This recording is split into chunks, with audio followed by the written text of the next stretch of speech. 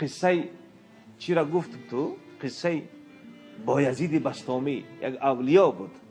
بایزید بسطامی رحمت الله علیه. حضرت بایزید بسطامی رحمت الله علیه با یک یهودی در خانه یک یهودی مهمان می شود. بعد یهودی میگه که فردا ما روزی جشن داریم، روزی خرسندی داریم، بیا با هم در اون محفل ما شرکت بکن. گفت آخی من مسلمانم. اونجا گفت من بفهمم. گفت من مسلمان نکشنم. با لباس های همون روحانیانش می پوشیدگی را بر تنش کردن که گفت همین لباس را پوشت را نمیشناسند. یهودی ها جمتری لباس چی دارن؟ بعد تاقچک های میدک در بالای سرش میاد توریه. حضرت بایزید بسطامی رحمت الله علیه در مجلس در آمد، در بالای منبر عالمشون صحبت میکرد، امر معروف میکرد، نصیحتشان میکرد به همون عقیده یهودیشان. در وقت صحبت یک لال ماند، عجب ماند، زبانش دیگه تاو نخورد. بعد چی گفت؟ گفت که دخل فینا محمدیون. گفت یک محمدی در مدگیه در اینجا. و اگجو فهمید، لال شد، زبانش دیگه به کار نرفت. مردم که شیشتگی در تگی منبر گفتن حضرت چیکار که یک گپ ماندی؟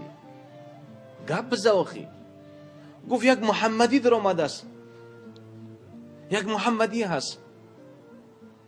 بعد وقتی که گفت که در مابین ما یک محمدی در آمدگی است، مردمان گفتن که کو در کجای بگو ما او را سرش از تن جدا کنیم. گفت نه، اگر شما چنین نیت کرده باشید من او را نمیگم الکیه. قسمشان داد که قسم بخورید که شما او را آزارش نمیدید. قسم خوردن. بعد گفت که ای محمدی، تو را به خدا قسمت میدیم که از جات بخیز. حضرت بایزید بسطامی خیز رحمت الله علیه، از جاش خیز. همه نگاهش کردن، گفت این محمدی هست. بله گفت من محمدیم. 22 تا سوالش کرد. یکی از اون سوالهاش مختصرا میگم. گفت یک سوال، گفت چند، همین 22 تا سوالت میتیم. گفت اگر گفت همش جواب داده تونستی ما مسلمان میشیم. گفت باشه. گفت اون یکی که دو نیست، دو ندارد چیز، گفت الله یک از دو نیست. دو نیست. گفت دو را بگو که سه ندارد. گفت شب و روز. گفت سه را بگو که چهار ندارد. گفت سه طلاق. فهمیدی؟ سه طلاق. گفت 11 بگو که 12 نداره. گفت برادران حضرت یوسف 11 کس بودن. فهمیدی؟ بالاخره همین خیلی سوال ها را چی کردن گرفت، جواب دادن گرفت. هر سوال داد جواب داد. وقتی که تمام کرد گفت اگه من یک سوالت میتیم. حضرت بایزید بسطامی گفت که من یک سوالت میتیم. گفت باشه بگو. بعد گفت که کلید جنت چیست؟ هم یک سوالش کرد. اون یهودی دیگه همین تا خب کرد ایستاد. مردمان گفتن قومش که بگو آخی 22 تا سوالش کردی، همه سوالای تو را جواب داد. جل جلاله تو را جواب داد و این تو را یک سوال کرده جوابش بگردم بته. گفت که اگر من این سوال بگم جوابش بگم شما هم گفت مسلمان میشید. و گفتم میل آخه بگو. و گفت که کلید جنت لا اله الا الله محمد رسول الله هست. لا اله الا الله محمد رسول. همش ایمان آوردن. بعد گفت که خدا را شکر که تو را به ما آورده است. گفت من گفت 10 سال شد که گفت من مسلمانم، اما ایمان خود من پنهان کردم. همونها ایمان آوردن.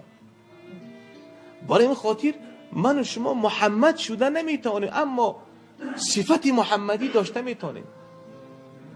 صفت محمدی اخلاقت رو اخلاق محمدی بکن. اخلاق محمد چی بود؟ اخلاق محمد این بود که خیانت نمیکرد، محمد دروغ نمیگفت.